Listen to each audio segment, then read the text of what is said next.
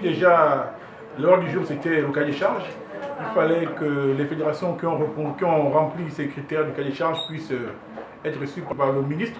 Aujourd'hui, nous sommes de cette réunion un peu satisfaits parce que le ministre nous a donné les garanties aux fédérations qui ont rempli ce cahier des charges que nous allons signer ce cahier des charges d'ici là.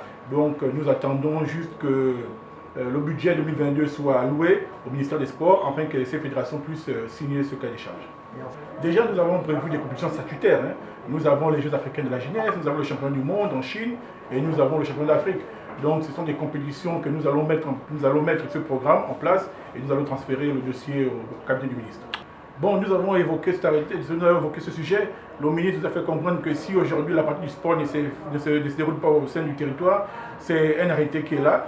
Et nous, présidents des fédérations sportives, nous souhaitons juste que cet arrêté soit levé afin que le sport puisse reprendre. Parce que pour former des champions, il faudrait qu'ils pratiquent du sport.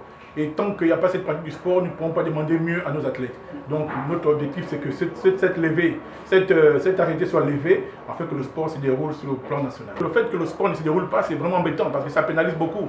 Nous avons des athlètes qui sont là, ça tue le talent, ça tue l'envie. Et donc, entre présidents des fédérations, nous allons essayer de nous concerter pour voir quelles propositions nous pouvons faire au gouvernement pour que l'arrêté soit levé.